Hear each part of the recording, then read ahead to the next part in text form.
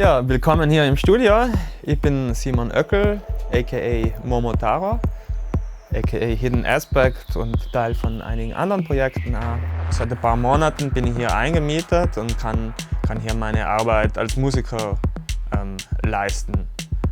Unter anderem ist das eben für mein Techno-Projekt Momotaro, von dem in Kürze die erste Single erscheinen wird. Es handelt sich um den Track Slingshot. Genau, und damit ihr ein kleines bisschen Einblick habt, wie das so ausschaut, wie das entsteht, haben wir euch heute hierher eingeladen. Mein Techno-Alter Ego Momotaro beschäftigt sich eben genau mit diesem treibenden Groove, den Techno so an sich hat. Und es ist prinzipiell sehr atmosphärische, treibende Musik, die ich da mache. Und genau, es ist Musik, wo man sich wahrscheinlich schwer tut, sitzen zu bleiben.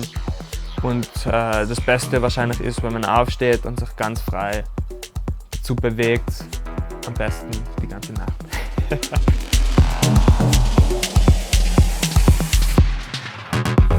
Mit mir und der Musik hat das eigentlich schon ziemlich früh angefangen. Eigentlich eben schon mit 3-4 Jahren habe ich zu Hause immer auf den Töpfen rumgehauen.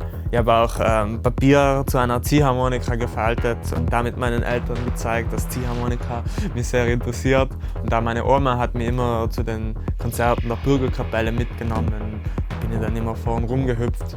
Und das hat dann dazu geführt, dass ich recht früh die Möglichkeit hatte, Instrumente zu lernen und einen eigenen Zugang zur Musik zu finden. Dann im Teenageralter hat es angefangen mit den Partys in den Clubs und da habe ich dann zum ersten Mal eine Anlage gehört bei einer von den Revoltech-Partys. Das war das Kollektiv, das bei uns die elektronischen Festeln organisiert hat. Und das hat mich dann so fasziniert, dass ich gleich mal angefangen habe, mich mit dem auch zu beschäftigen. Habe mir Ableton Live zugelegt und seitdem bin ich eigentlich ununterbrochen am Produzieren. Neben der elektronischen Musik war auch immer die klassisch notierte Musik ein wesentlicher Punkt meiner Arbeit. Ich arbeite gern mit Ensembles, Orchestern und allem Möglichen. Das ist auch ein Aspekt, der mich sehr fasziniert, also auch mit Limitationen zu arbeiten.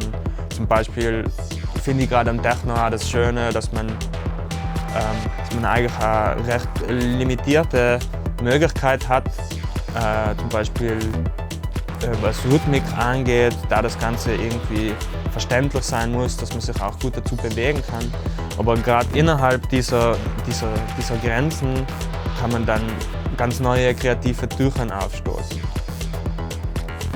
Sicher eine wichtige Erkenntnis für mich in den letzten Jahren war, dass der Prozess nicht da aufhört, wo die Musik fertig ist, sondern dass man das Ganze dann auch nach außen tragen muss.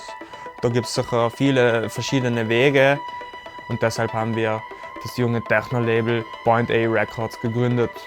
Unser Ziel ist es dabei, dass wir nicht nur Musik releasen, sondern dass eben Musik, Text und Bild alles aus demselben Guss kommt und dieselbe Idee vermittelt. Unser erster Release wird eben Slingshot werden. Das ist auch mein erster Release als Momotaro und soll auch der Startschuss für das Label werden.